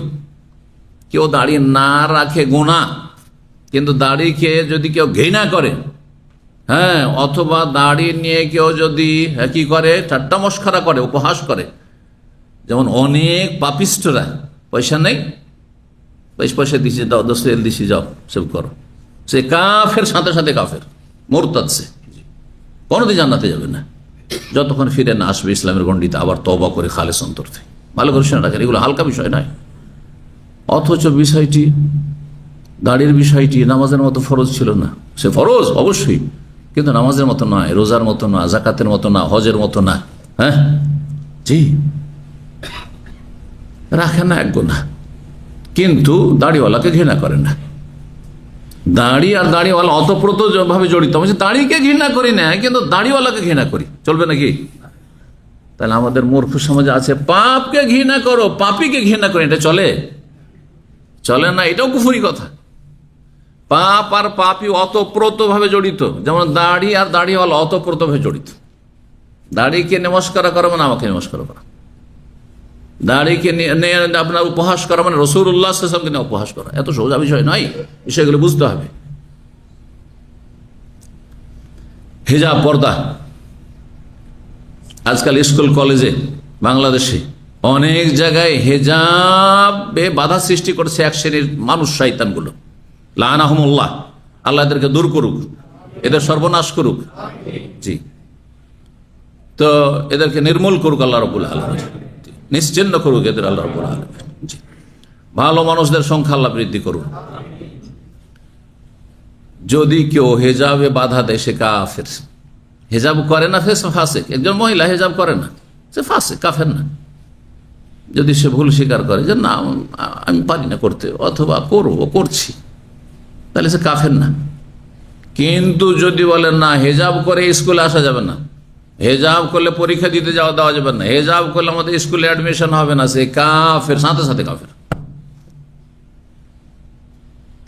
হেজাবের গুরুত্ব দাড়ির চাইতে বেশি, দাড়িরও গুরুত্ব বেশি, কিন্তু হেজাবের গুরুত্ব তার চাইতে বেশি। কারণ হেজাব যদি মেয়েরা না করে তো ভালো ভালো মানুষ নারী ফিতনায় লিপ্ত হয়ে যাবে, জেনা ব্যভিচারে লিপ্ত হতে পারে, ধর্ষণ বেড়ে যাবে, দেশে জেনা ব্যভিচার বেড়ে যাবে। জি হ্যাঁ, আল্লাহ বোঝার তৌফিক দান করুন।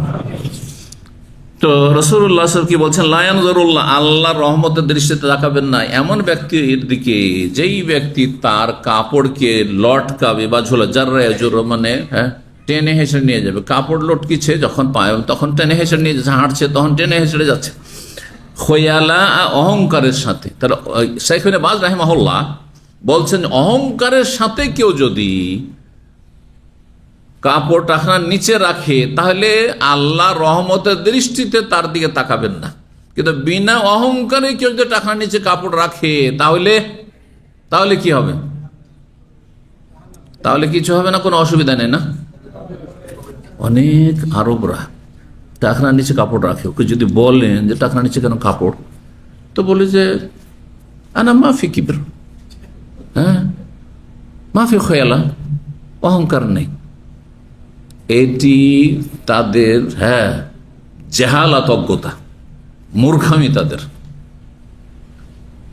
জি, বিংশ শতাব্দীর সবচেয়ে বড় ইমাম শেখ আব্দুল আজিজ ইবনে বাজ রাহিমাহুল্লাহ তাআলা তিনি বলছেন দুটো হাদিসে দুটো শাস্তির কথা রয়েছে। অহংকার করে কেউ যদি টাকনার নিচে কাপড় ঝুলায় তাহলে আল্লাহ তার দিকে হাসর মাঠে রহমতের নজরে তাকাবেন না, আল্লাহ রহমত পাবেন না। আর যদি বিনা অহংকারে, অহংকার নেই আমার মধ্যে, বিনা অহংকারে সে টাকনার নিচে কাপড় পরিধান করে বা ঝুলাই, লম্বা করেই তৈরি করলো সে, এমনি যে অনিচ্ছাকৃত ঝুলে গেছে, লম্বা করে তৈরি করেছে সে, তাহলে যতটা টাকনা তার টাকনার নিচে ঢাকবে, টাকনা পর্যন্ত তার অনুমতি আছে, যদিও টাকনা না ছুলেই ভালো, কিন্তু টাকনার নিচে গেলে যতটা যাবে ততটা জাহান্নামে যাবে, ততটা জাহান্নামে যাবে।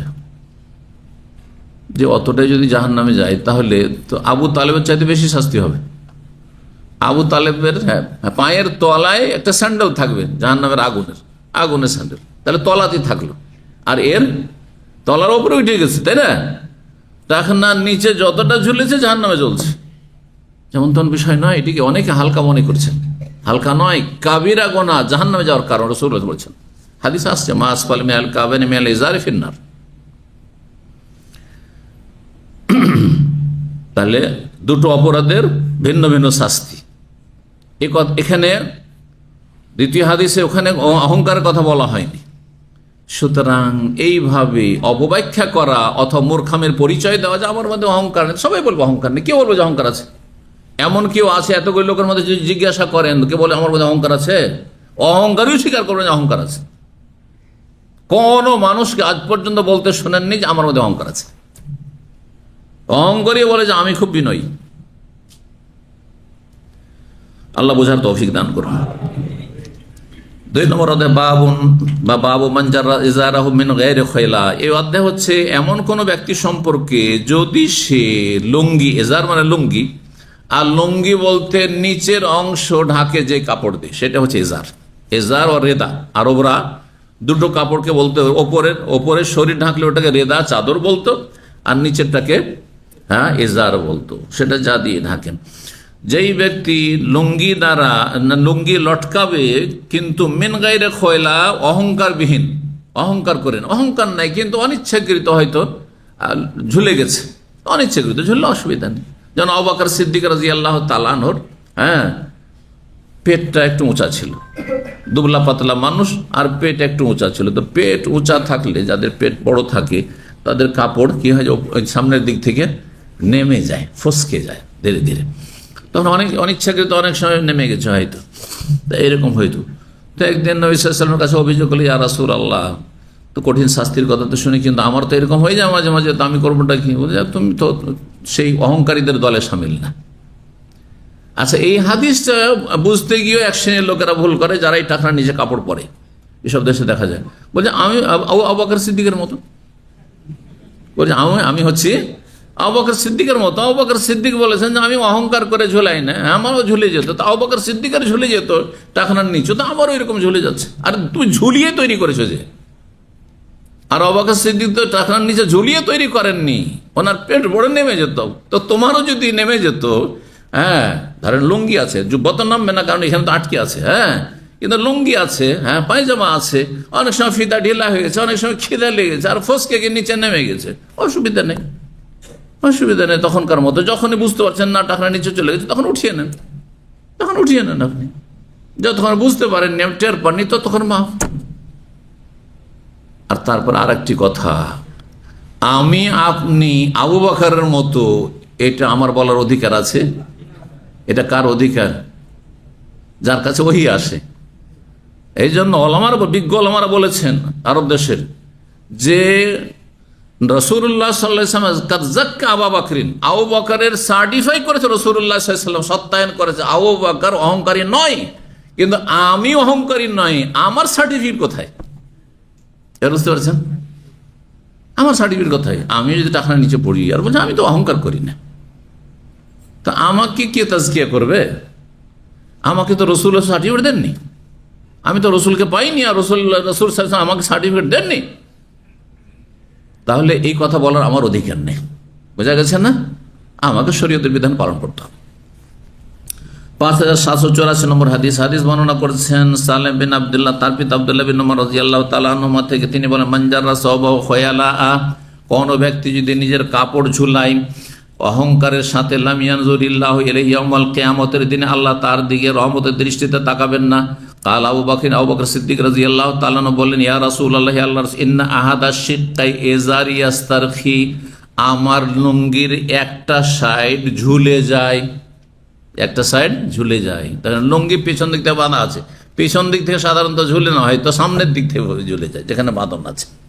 তো এই দিক থেকে আমার ঝুলে যায়, আর সামনে পেট উঁচা হয়ে আছে, পেছন দিকে তো এরকম উঁচা হয় নাই, তো সামনের দিক থেকে পেট একটু খালি হলে ঝুলে যেতে পারে, অথবা আপনার যে বাঁধা আছে বাঁধনটা একটু ঢিলা হলে ঝুলে যেতে পারে। তো তাই হয়তো বলছেন যে আমার তো ঝুলে যায়, ইল্লা তবে আমি সব সময় যদি এটাকে খুব লক্ষ্য রাখি, তাহলে সেটা সবসময় তার লক্ষ্য রাখতে পারি না। অনেক সময় কাজে ব্যস্ত আছি, আর সেই সময় হয়তো কাপড় ঝুলে গেছে, আর একটা সাইড আমার টাকনার নিচে চলে যাচ্ছে, তাহলে তো আমিও এই শাস্তির আওতাভুক্ত হয়ে যাব। তখন নবী সাল্লাল্লাহু আলাইহি ওয়াসাল্লাম বললেন, ফাকালান নবী সাল্লাল্লাহু আলাইহি ওয়াসাল্লাম, লাস্তা মিম্মা ইয়াসনা খয়লা, তুমি এটা অহংকারের সাথে করো না। যারা অহংকারের সাথে করবে তাদের জন্য এই শাস্তি, যে আল্লাহ হাসরের মাঠে রহমতের দৃষ্টিতে তাকাবেন না। এবার বুঝতে পেরেছেন? 5785 নম্বর হাদিস বর্ণনা করছেন আবু বকর রাদিয়াল্লাহু তাআলা আনহু। তিনি বলেন, খাসাফাতিশ শামসু, সূর্য গ্রহণ লেগেছে নবী সাল্লাল্লাহু আলাইহি আমলে, আমরা নবী সাল্লাল্লাহু কাছে ছিলাম। ফাকামা ইয়াজুরু সাওবাহু মুস্তাজিলান, নবী সাল্লাল্লাহু আলাইহি ওয়াসাল্লাম সেই সময় হঠাৎ করে খবর পেয়েছেন যে সূর্য গ্রহণ লেগেছে। নবী সাল্লাল্লাহু উদ্বিগ্ন হয়ে ছুটে চলেছেন তাড়াতাড়ি করে মসজিদে সালাত পড়ার জন্য। ফাকামা, তাড়াতাড়ি তিনি দাঁড়িয়েছেন, উঠেছেন, ইয়াজুরু সাওবাহু, কাপড় ঝুলাতে ঝুলাতে, কাপড় লটকিয়ে, মুস্তাজিলান, তাড়াহুড়ার সময় মানুষ অনেক সময় সচেতন থাকে না। হাত্তা আতাল মসজিদে আসলেন। তাহলে নবী সাল্লাল্লাহু আলাইহি সাল্লামের এইখানে টাকনার নিচে কাপড় ঝুলেছে, কারণ উদ্বিগ্ন হয়ে চিন্তিত, আল্লাহর আযাব চলে আসলো নাকি, আল্লাহর পর গজব চলে আসলো নাকি। দৌড় দিয়ে ছুটেছেন নামাজ পড়ার জন্য। যেমন সুন্নাত, যে যখনই সূর্যগ্রহণ বা চন্দ্রগ্রহণ লাগবে তখন সালাতে আর দিকে আপনি ছুটে যান, বা দোয়া করেন, জিকির আজকার করেন, কোরআন তেলাওয়াত করেন, দান সাদকা করেন, এসব হাদিসগুলো রয়েছে। তো রাসূলুল্লাহ সাল্লাল্লাহু আলাইহি ওয়াসাল্লাম দ্রুত বেগে ছুটে গেছেন, সেই সময় তার কাপড় ঝুলছিল টাকনার নিচে। হাত্তা আতাল মসজিদে আসলেন, ওয়াসাবান নাস, লোকেরাও ঝাঁপিয়ে পড়লো সলাতুল কুসুফ বা সূর্যগ্রহণের সলাত পড়ার জন্য। ফাসাল্লা রাকাতাইনি, 2 রাকাত সলাত পড়লেন। ফাজুল্লি আনহু, তারপরে সূর্য সুস্পষ্ট হয়ে গেল, মানে সূর্য দেখা যেতে লাগলো, সূর্যতে আলো চলে আসলো এক কথায়।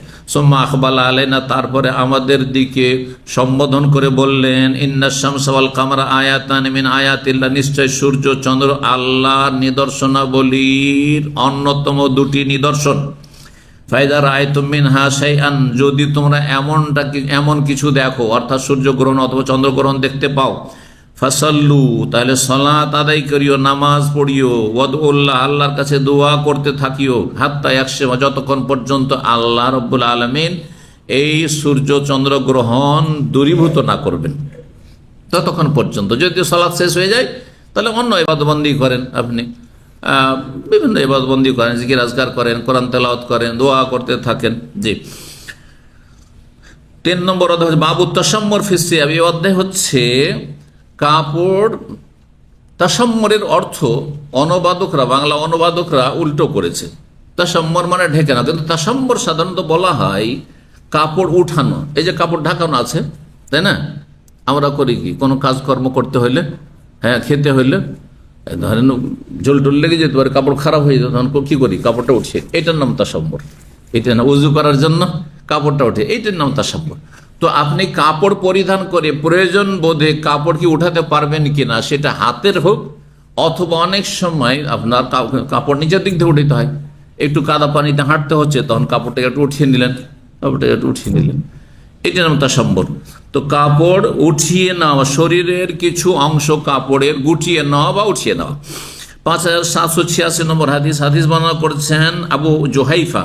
তিনি বলছেন, ফারাআইতু বেলালান, আমি বেলাল রাদিয়াল্লাহু তাআলা আনহু দেখলাম, যা বিয়ান আযাদিন, একটি বর্ষা নিয়ে আসলেন। বর্ষা মানে বল্লম বর্ষা, বুঝেন তো, ধারালো অস্ত্র লাগানো থাকে লাঠিতে, সেটিকে বর্ষা বলা হয়। ফারাকাজা, সেটিকে পুঁতে দিলেন সূত্রা করার জন্য, সালাতের সূত্রা করে সালাত আদায় করতে হবে, সেটি সুন্নাতে মুআক্কাদা, কেউ ওয়াজিব বলেছেন। সুম্মা আকামাস সালাত, তারপর সালাতের ইকামত দিলেন, তাহলে ফরজ কোন সালাত ছিল সফরে। ফারাআইতু রাসূলুল্লাহ সাল্লাল্লাহু আলাইহি ওয়াসাল্লাম, দেখলাম, খারাজা ফি হুল্লাতিন মুশাম্মিরান, রাসূলুল্লাহ সাল্লাল্লাহু আলাইহি ওয়াসাল্লাম এক জোড়া কাপড় পরিধান করে বের। হুল্লা বলা হয় এক জোড়া কাপড়কে, সেম এহরামের মতো, একটা উপরে চাদর আর নিচে একটা লুঙ্গি, খোলা লুঙ্গি, কেরালা মার্কা লুঙ্গি বা এহরাম মার্কা বলে। কেরালার কিন্তু লুঙ্গি সেলাই করে না, জানেন না? শুধু কেরালা না, দক্ষিণ ভারত, কেরালা, তামিলনাড়ু, এরা সেলাইবিহীন লুঙ্গি পরে। আর ওদের ভারতের লুঙ্গিগুলো অধিকাংশ কিন্তু চেন্নাই মাদ্রাসে হয়, ওই দিক থেকে আসে লুঙ্গিগুলো, যতগুলি লুঙ্গি, যত প্রসিদ্ধ লুঙ্গি। কিন্তু ওইগুলো যখন বিহার, বেঙ্গলে চলে আসে, আসামে চলে আসে, তখন আবার সেলাই ছাড়া আমরা পড়তে অভ্যস্ত নয়। জি, সবটাই জায়েজ আছে, যেটা যার সুবিধা হয়।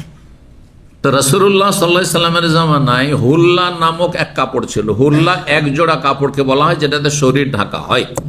এখন সুন্নতি পোশাক যে আপনাদের দেশে হুজুররা বলছে, তো আসল সুন্নতি পোশাক তো হুল্লা, তাহলে এহরামের কাপড় পরে থাকেন। তো বাংলাদেশের এইসব বেদাতি হুজুররা কেউ তো এহরামের কাপড় পরে থাকে না, এটাই তো সুন্নতি পোশাক। বুঝতে পারছেন না? তাহলে বোঝা গেল না, যুগ উপযোগী কাপড় পরবেন আপনি, আজব কাপড় পরবেন না আপনি। মানুষকে যেন আজব না লাগে, আরে কি পরিস রে। চিন্তা করো, রাস্তাঘাটে যদি কেউ এহরাম পরে চলাফেরা করে, অথবা এহরামের মতো একটা ওপরে বড় গামছা আর নিচে একটা লুঙ্গি নিয়ে যদি ঢাকায় ঘোরাফেরা করে, তো মানুষ কি বলবে? চলবে? আর যদি ওই বলে যে আমি বড় হুজুর, বাংলাদেশের সুন্নতি পোশাক পরেছি, চলবে?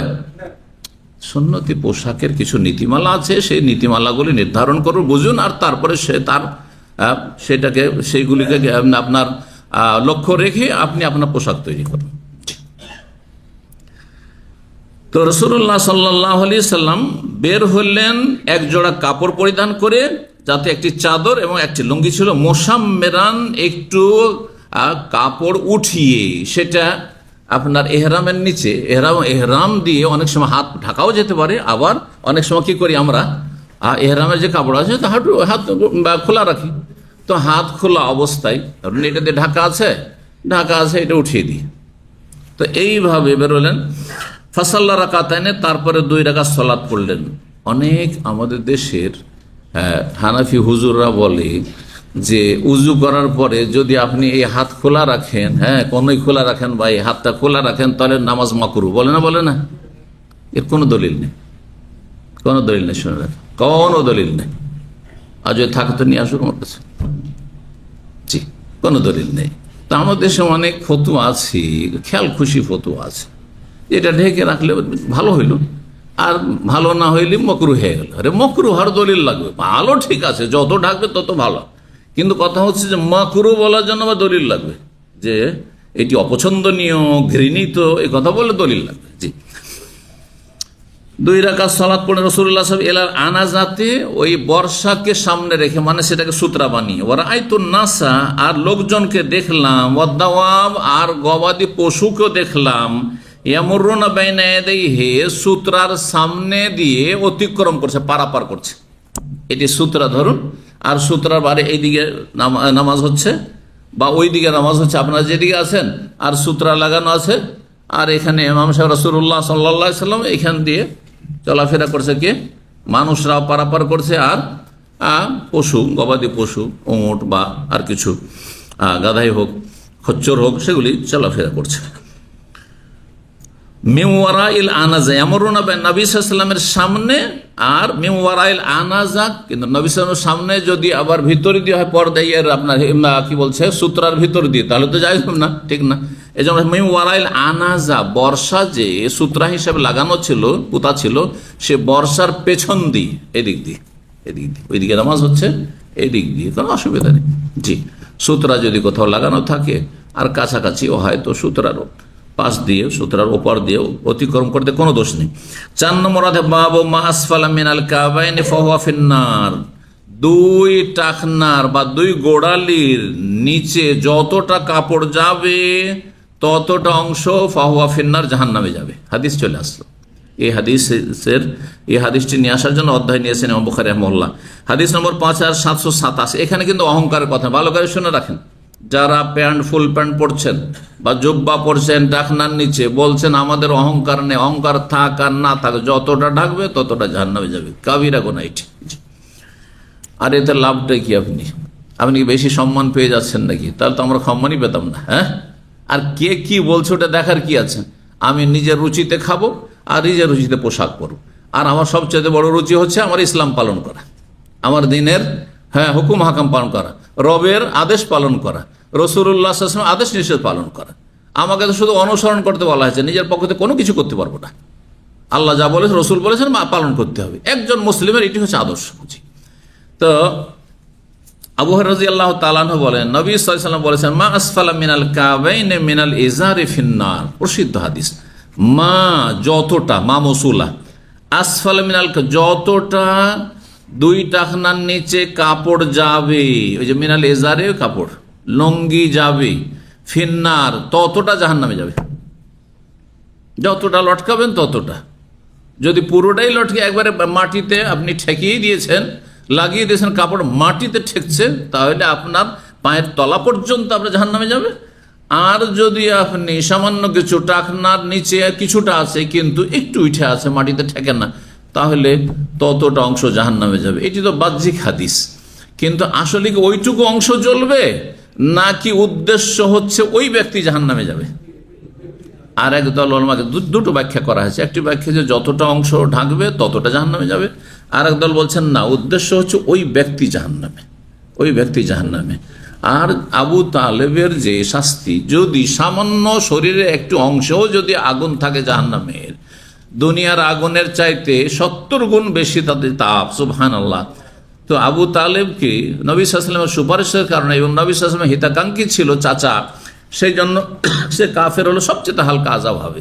সেই হালকা আযাব সম্পর্কে কি বলেছে রাসূলুল্লাহ সাল্লাল্লাহু আলাইহি ওয়াসাল্লাম, যে 2টো স্যান্ডেল পরিয়ে দেওয়া হবে জাহান্নামের আগুনের, ইয়াগলি মিনহুমা দিমাগুহু, আর তার মস্তিষ্কে যে আপনার মগজ খুলি আছে, টকবক করে ফুটতে থাকবে, টকবক করে ফুটতে থাকবে। আল্লাহু আকবার।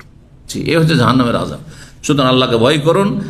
আর মানুষকে, এই তুচ্ছ সাধারণ মানুষ, অসৎ মানুষদেরকে খুশি করার জন্য আমাকে ভদ্র বলবে, আমাকে স্মার্ট বলবে, আর আমাকে বলবে যে হ্যাঁ এই বুঝে, আর এরা কি সব আগের যুগের মানুষ, অসভ্য মানুষ। না না, কে কি বলছে ওসব বাদ দেন। আল্লাহ কি বলেছেন, রসুল কি বলেছেন সাল্লাল্লাহু আলাইহি ওয়াসাল্লাম। আর একটা অধ্যায় আমরা পড়ে নিই, 5 নম্বর অধ্যায় বলছে বাবু মানজারা সাওবাহু মিনাল খৈল। এই অধ্যায় হচ্ছে এমন ব্যক্তি সম্পর্কে যে ব্যক্তি কাপড় লটকাবে অহংকারের সাথে। 5788 হাদিস বর্ণনা করেছেন আবু হুরায়রা রাদিয়াল্লাহু তাআলা আনহু, তিনি বলেন না রাসূলুল্লাহ সাল্লাল্লাহু আলাইহি ওয়াসাল্লাম রাসূলুল্লাহ সাল্লাল্লাহু বলেছেন লা ইয়ানজুরুল্লাহু ইয়াওমাল কিয়ামা, কিয়ামতের দিনে আল্লাহ তাকাবেন না।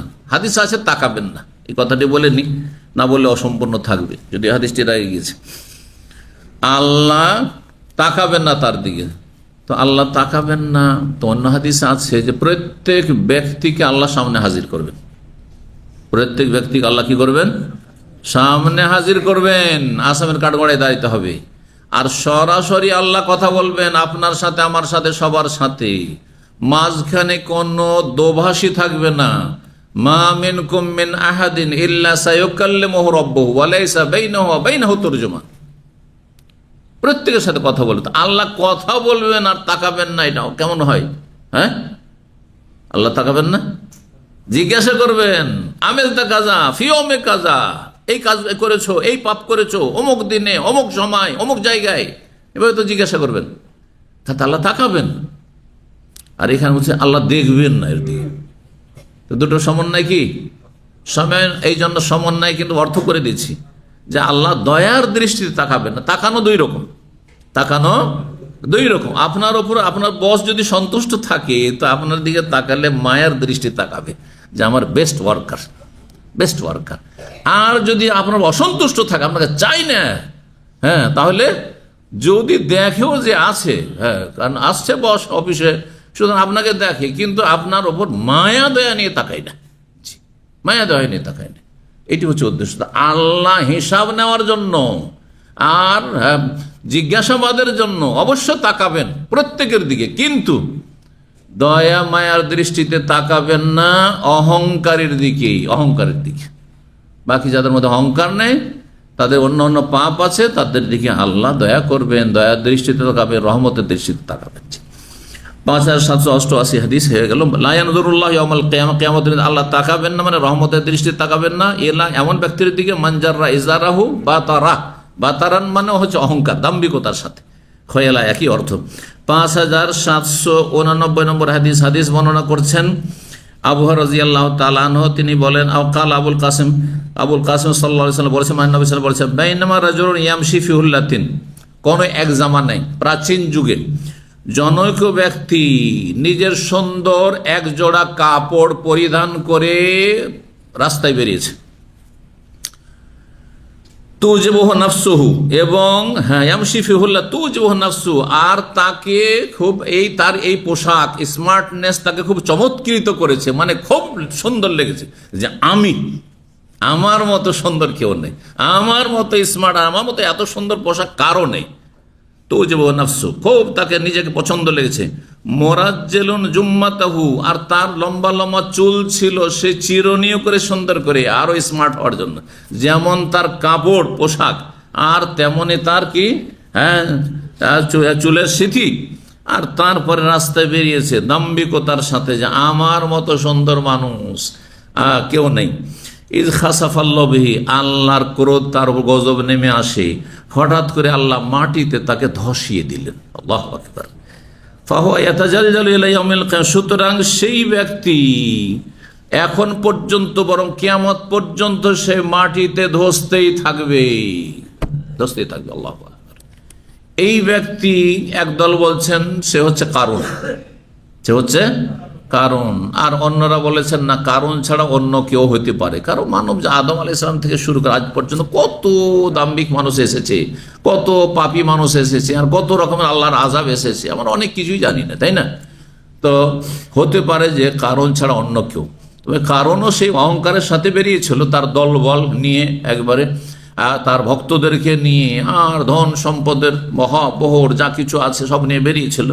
আর ওই সময় আল্লাহর গজব নেমে আসলো, আর ধসতে শুরু হলো। কিয়ামত পর্যন্ত কারণ ধসতে আছে।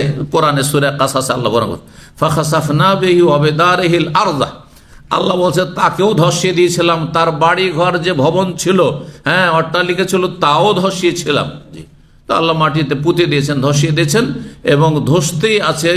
ফাহুয়া ইয়াতাজালজালু বিহি ইলা ইয়াউমিল কিয়ামা, কারণের ঘটনা তো বলা হয়েছে, সেও ধসতে আছে।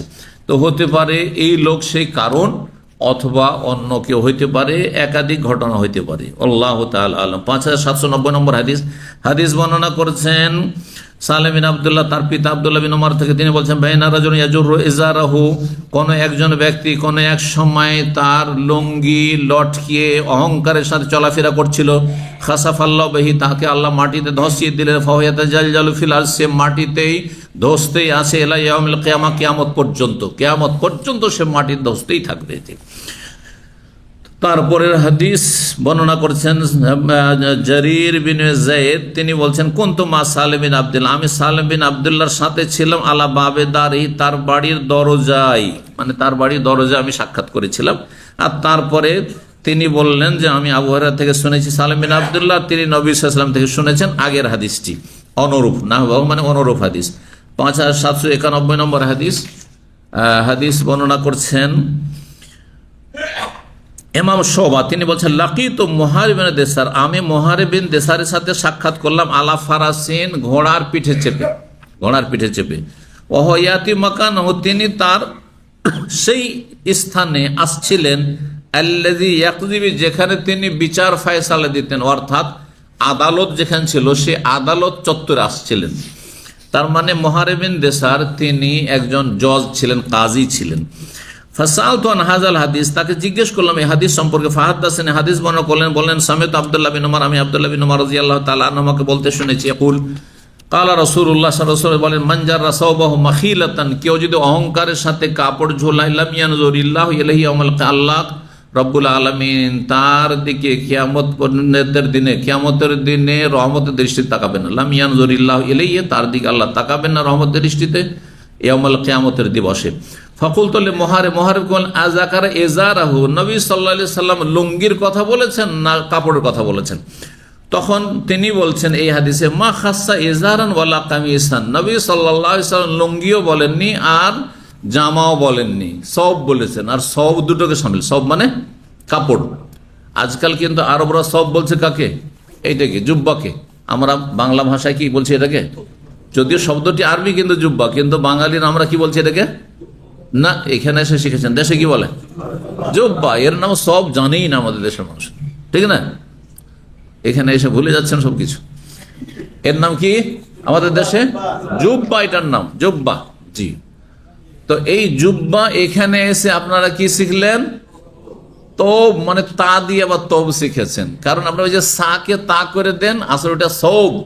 আর সব আসলে সেলাই করা কাপড়কে বলা হয় না, এটা প্রচলিত আরবি, কিন্তু প্রকৃত আরবি আলাদা। যেমন বললাম প্রচলিত হানাফি আর প্রকৃত হানাফি, ওই রকম প্রচলিত আরবি আর একটা প্রকৃত আরবি, বুঝতে পারছেন না? প্রচলিত আজকালকার আরবিদের ভাষা, এটার নাম সব। আর থানের কাপড়কে কি বলছে? গোমাস। গোমাস নয়, কাফ, এটা কোমাস আসলে, কিন্তু আপনার কাফকে গোয়া বলা, এরাও বলে, আরবরাও বলে, সেই জন্য গোমাস হয়ে গেছে, কিন্তু আসলে কোমাস। ওটি কথা বোঝা গেছে? কিন্তু ওইটাই আসলে কাপড়। সব হচ্ছে কোনটি? সব যে কোনো কাপড়কে বলা হয়, সব এর নাম নয়। তাহলে এটা সব নয়, এটা কাপড়। সব মানে কাপড় এক কথা। সেটা থানের কাপড়, রোল হইতে পারে, আবার কাটপিস হইতে পারে, আবার এই রুমালও হইতে পারে, আমার টুপিটাও সব। হ্যাঁ, কথা বুঝতে পারছেন? সব সব, হ্যাঁ, পায়জামাও সব, সব সব। সব মানে যে কোনো কাপড়। এটা হচ্ছে প্রকৃত আরবি। আর প্রচলিত আরবিতে আজকাল কি শুরু হয়েছে, হয়তো 25-50 বছর 100 বছর থেকে হইতে পারে, জানি না কখন এরা শুরু করেছে। সব বলছে এটার নাম, সব মানে সব। এখন সব তো সা, তো এরা তো আপনারা হয় সিন জানেন আর না হলে তা জানেন, মাঝামাঝি তা সা জানেন না, না? তখন ওটাই কি করে দিলেন? তোপ বানিয়ে দিলেন। আচ্ছা, ব কে প করে দিলেন, তখন তোপ হয়ে গেল। মনে হচ্ছে তোপ মানে তো ট্যাঙ্ক হয় আসলে। তোপ জানেন যে যুদ্ধে যে ট্যাঙ্ক ব্যবহার হয়, ওই ট্যাঙ্ককে তোপ বলা হয় আসলে, বুঝতে পারছেন? মজার কথা, যখন আমি প্রথম এখানে দামাম আসি, তো 4 জন সহি আকিদার ভাই সুখবা থেকে এসে দেখা করলো। আমি সুখবা বললাম, কিন্তু আপনারা কি বলেন? তুখবা। তো সুখবা থেকে এসে দেখা করলাম। আসার পরে তখন ইসলামী সেন্টার ওই আপনার ওই রিয়াজ ব্যাংকের কাছে প্রথম ছিল, স্টোর হয়ে গেছিল, কিন্তু আমি এসে 2-3 মাস পেয়েছি হয়ে গেল। তারপরে ওখানে এলো ওই যে আপনার ভিসেপ বিল্ডিং, যেটা আপনার আর রোডের ওপরে, আর তার ওখানে 12-14 বছর থাকার পরে তখন এই নতুন আমাদের এইখানে এসছি। তো যাই হোক, ওখানে এসে যাও দেখা করলো, বলছে আমরা সহি আকিদার লোক, শুনেছি যে দাম্মামে একজন দায়ী এসছেন মাদানী, দেখা করলো। তার আগে এই অঞ্চলে কোনো মাদানী ছিল না, কেউ ছিল না। তো জোবাইলে মনে হয় একজন, জোবাইলে আসেনি, সাইফুদ্দিন বেলাল সাহেব এসছেন, আল্লাহ সাহেব শুধু। জোবাইলে যারা এসছেন পুরাতন যারা, তারও পরে এসছে। তো যাই হোক, দেখা সাক্ষাৎ করে ওনারা দাওয়াত দিলেন। তখন তো এক ব্যাচেলর মানুষ, যে ডাকে সেখানে দাওয়াত নেওয়া যায়, সহজ ব্যাপার, যৌবন কাল ছিল। তো ছুটির দিনে চলে যেতাম ওদের কাছে। প্রথম দিন গিয়েছি ওখানে, আর যাওয়ার পরে সাইনবোর্ড টাইনবোর্ড দেখিনি। ওরা এসে বলেছে আমরা তুকবাই থাকি। কি বলেছে? তুকবাই থাকি। বলছি তুকবাই থাকি। তো শেখ জিজ্ঞেস করছেন আমাদের মন্দির যে কোথায় গিয়েছিলেন, এই ছুটিতে কোথাও গিয়েছিলেন? বলছে তুকবা গিয়েছিলাম। তো এটা হেসে দিয়েছে, তুকবা গিয়েছিলেন। পরে দেখলাম, আরে শব্দটা দেখি তো কি জায়গাটার নাম, দেখি সুখবা সা দিয়ে লেখা আছে, সুখবা। কথা বোঝা গেছে? এই হলো অবস্থা। আচ্ছা, এই জাহরানকে কি করছেন? আসলে জোয়া দিয়ে জাহরান আছে, তাই না? কিন্তু সবাই কি বলছেন? দাহরান, ডিএইচ। ইংরেজি দেখছেন ডিএইচ লেখা আছে, দিলেন দাহরান বানিয়ে। আসলে না, আসলে জাহরান শব্দটি জোয়া আছে, তয়ের পরে যে জোয়া, ওই জোয়া লেখা আছে। তো যাই হোক, এই ভুলগুলি হয়ে থাকে। তো সবকে তোপ বানিয়ে দিয়েছেন আপনারা, বা এখানে এরকম হয়েছে। তো এই হাদিসটিতে যেটি বলার প্রয়োজন, এখানে খুব গুরুত্বপূর্ণ জিনিস। কিন্তু আমি, একজন ভাই আমাকে এসে বলছে যে একজন মিশরি টাকনার নিচে কাপড় পরে আছে, জুব্বা পরে আছে। তো ওকে বললাম যে এটা তো জায়েজ নাই, হ্যাঁ তো কঠিন শাস্তির কথা আছে। বলছে যে না, হ্যাঁ সব মাফি মুশকিল, এজার ফি মুশকিল। বুঝতে পারলেন না? মানে জুব্বা যদি টাকনার নিচে ঝুলে তো কোনো অসুবিধা নাই, জায়েজ। কিন্তু লুঙ্গি যদি ঝুলে, হ্যাঁ, তো ওটা হচ্ছে না জায়েজ। এটা প্রায় 15 বছর হয়ে যাচ্ছে। কিন্তু ওই ভাই এসে আমাকে যখন ইনফরমেশনটা দিল যে এরকম একজন বললো, আমি বললাম যে ও জাহেল ভুল বলেছে। লুঙ্গি হোক আর পায়জামা হোক আর ফুল প্যান্ট হোক আর জুব্বা হোক, টাকনার নিচে গেলে জাহান্নামে যাওয়ার শাস্তি, যাই হোক না কেন। তো হাদিসে রয়েছে মানজাররা সাওবাহু, শুধু মানজারা এজারাহু শুধু না, কোন হাদিসে এজারাহু আছে, কোন হাদিসে সাওবাহু আছে। এই হাদিসটিতে জিজ্ঞেস করছেন যে মুহারিবকে আমি জিজ্ঞেস করলাম, মুহারিব কাজী, আজাকারা এজারাহু, আপনাকে যিনি বর্ণনা করেছেন হাদিস, তিনি কি এজার লুঙ্গি বলেছেন? তখন তিনি বলছেন না, লুঙ্গি বলেননি আর জামাও বলেননি। কি বলেছেন? সব বলেছে, সব জামাকেও শামিল আর সব লুঙ্গিকেও শামিল। জি, লুঙ্গিকেও শামিল। সুতরাং লুঙ্গি ঝুলাক টাকনার নিচে, অথবা জুব্বা ঝুলাক আর প্যান্ট ঝুলাক আর যাই কিছু ঝুলাক না কেন, কি হবে? যেটি পোশাক সেটা যদি ঝুলাই, তাহলে লাম ইয়ানজুরিল্লাহু ইলাইহি ইয়াউমাল কিয়ামাহ, আল্লাহর রহমতের দৃষ্টি তাকাবেন না। সর্বশেষ হাদিস তার ইবনে ওমর রাদিয়াল্লাহু তাআলা আনহু হতে বর্ণিত রয়েছে, বলছেন মানজাররা সাওবা খয়লা, যেই ব্যক্তি কাপড় লটকাবে, এখানে কাপড় সব বলা হয়েছে, এজার লুঙ্গিও বলেনি আর অন্য কিছু বলা হয়নি। সুতরাং সমস্ত রকমের কাপড়কে শামিল। এখানে আজকের আলোচনা শেষ করছি। ওয়া জাযাকুমুল্লাহু খাইরান ওয়া সাল্লাল্লাহু ওয়া সাল্লাম আলা নবিয়িনা মুহাম্মদ ওয়া আলা আলিহি ওয়া সাহবিহি আজমাইন।